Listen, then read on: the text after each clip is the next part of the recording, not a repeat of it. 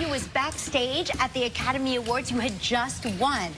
I'm always curious, do you remember that moment? Because I remember it, but I would think you wouldn't because so much is happening. Well, I would say that the moment up on stage, I don't remember. I actually only remember I didn't know that they had such a big screen just counting down the seconds before you have to get off. Please wrap up. Right. So I just remember the number 35 and then 5, meaning that I had to just, you know, get out of there. But no, it was the most... Is it all just like a blur? You just sort of like wake up the next day and you've got an Oscar in bed with you and you think, how did this happen? I kind of took a bite just to see if it was chocolate or not. But no, it was, I mean, my family and my friends were there. And that's nice. We were behind stage having, you know, a bit of a dance and fun. Where'd you keep it? So I haven't seen Oscar. We had a one-nighter. No, I actually woke up the next morning, but then I had to go straight back to the Jason Bourne set, and since then I went straight on to our next project, and so my friend in LA is taking care of him. So I hope she's doing a good job, and that I will be able to go back then and bring him back home at some point. That's a very Hollywood thing. We're fostering the Academy Awards. we have a rescued Oscar. Yes, it's so important, such important work. But that's so exciting. Yeah. So to go from one film to another, it must be a dream come true, I think, for a young actress. I mean, yeah, yes. I grew up, my mom is an actress, and I think she was the one always asking me the most times, are you really sure you want to do this? And I'm extremely fortunate to be able to do as much work. I remember when I was able to pay my first rent. But so what was your first big break? Did you have a moment where you broke into acting just... Well, I finished ballet, and then I tried out for theatre school, and I didn't get in for 3 years.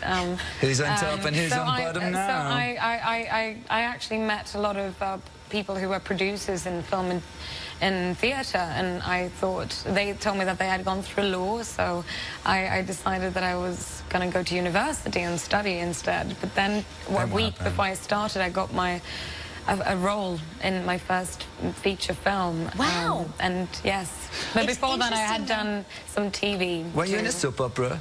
I did a season of almost 100 episodes of a soap opera. And weren't you in a soap opera? I was in a soap You did that opera. Guess too. what? You were I was really? in a soap opera, yes. Do you know what? I think it's the best school. I mean, the amount of hours you got to practice and in the front material. of that I think TV. I sort of, this is kind of rude, but I think after doing that, you can like you know how to deal with not so good material. You can make anything work. You know how to play any scene. I mean, you know how to. Yeah.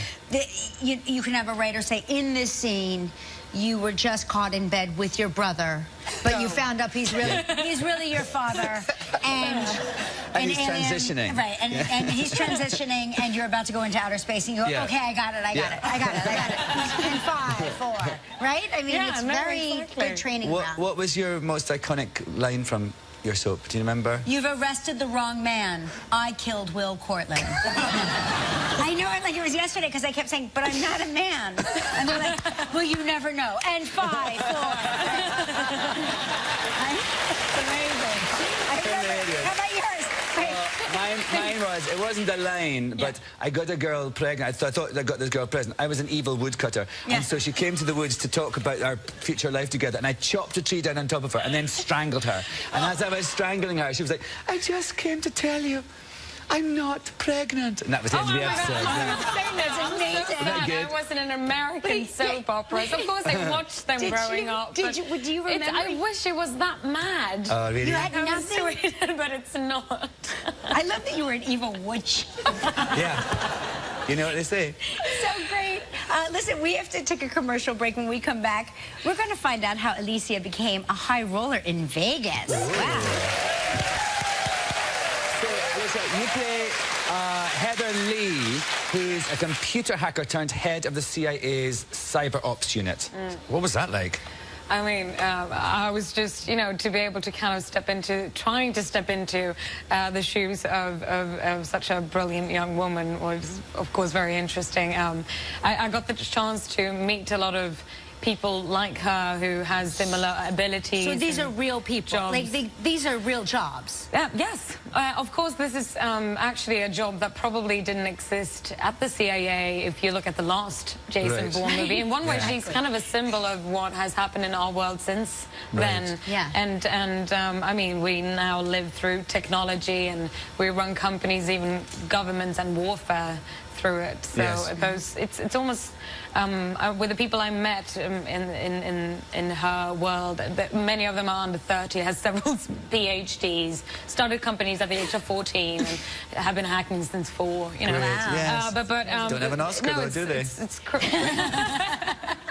But you were a big fan of the Bourne franchise, weren't you? Actually, when I met Paul the first time, Paul Greengrass, our director, I met him at a lunch, and normally when you meet for a film, you first have a bit of a chit-chat to get to know each other and talk about the film, and instead I just walked in and I was like, I've seen all of the films several times, I'm such a big fan. Wow. And, you know, I just wanted to really just let him know that I adore what they did with that, franchise. They kind of reinvented the spy genre, I think. So what's Matt Damon like? Because he's so charming, and he's such a gifted actor. Did you just...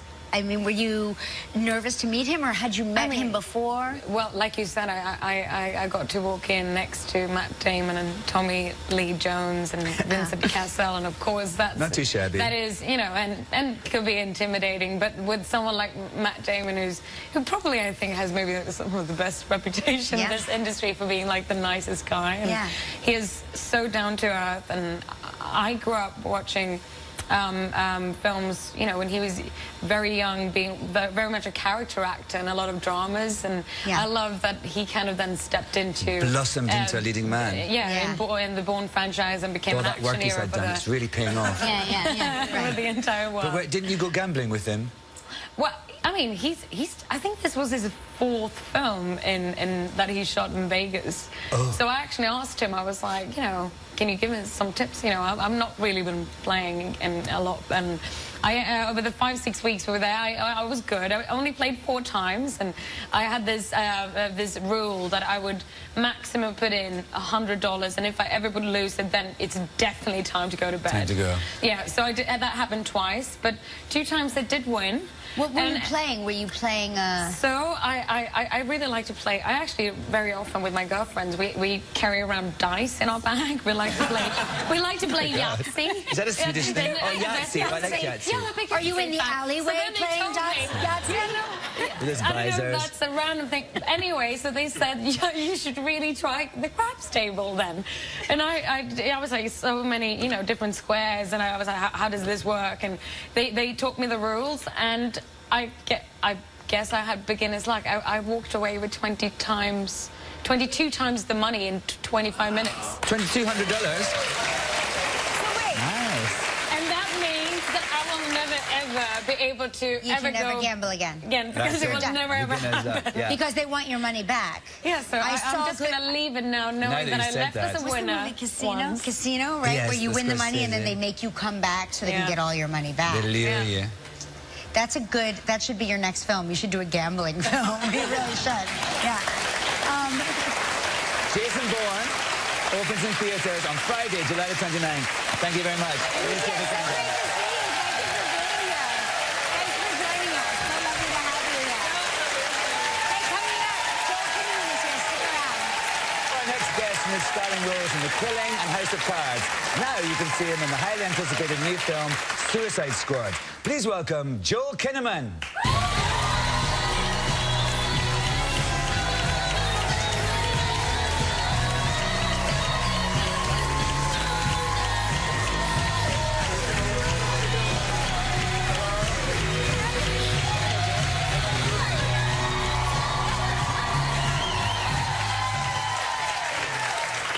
How are you? That's wonderful. Yeah. I'm great, thank you. It's so funny. So we just had Alicia Vikander on. She's Swedish. You're Swedish. Yeah. Everyone says, "Are you Scottish? Do you know blah blah?" Do you know her? Yeah. You do know her? Yeah. Oh. I actually know her from back in the day. We were both living in Gothenburg when she was doing that soap. Yes, the soap opera, right. I was doing a play, and I got to know her. She was actually living together with my ex-girlfriend. Oh my gosh. Well, with a small Swedish But world. are you still friends? You've managed to maintain a friendship even though she was roommate with your ex-girlfriend? Yeah. Oh, yeah. No, that's all. You got married recently, I hear. I did. Congratulations. Hey. Congratulations. Was it an enormous wedding? Was it very romantic? I'm a romantic guy, so I took her to this magical place called SameDayMarriage.com. Oh my God! San Vicente. My kind of wedding. That sounds great. Is that in Vegas? Special. No, on San Vicente and San Vicente Boulevard in Los Angeles. Walked in there, and this woman sitting behind the counter, and she was like, "Yeah, you want to get married?" And I looked at Cleo, and I was like, "Yeah." She was like, "Okay, $435, quick." I was like, "Okay," and then $435. $435, yeah. In Vegas, it was $179. $179. Come on, I mean. But then you have to pay for the plane. Well, if you use your miles, I'm just saying. You know. It pays for itself. So we got in there, and then we sat in this weird little waiting room, and this woman comes out, and it was a strange appearance. She had like shaved eyebrows, but she had like painted two upside down V's. Yeah. And then she was like, "Okay, so you want to get married?" I was like, "Yeah, that's why we're here." She's like, "Oh, stand inside chapel." I'm like, "Chapel?" She's like, "Yeah, chapel." And then I saw they had this like sort of looked like a medieval torture contraption. It was like two metal bars that were hanging across of each other with like a little cloth hanging. And she was like, "Stand inside," I said. I was like, "Okay," so we go inside, and she turns to me. She's like, "Marriage, the rest of your life, say yes." I'm like, This sounds just like my wedding. I swear. She turns to Cleo. She's like, "Marriage, you too, rest of the life." Cleo's like, "Yes." She's like, "Oh, you can kiss it." You can kiss it. And then when we kissed, she went, "Marriage." So, when we come back, we're going to be talking more about Suicide Squads. Yes. Can't wait for that. Yes.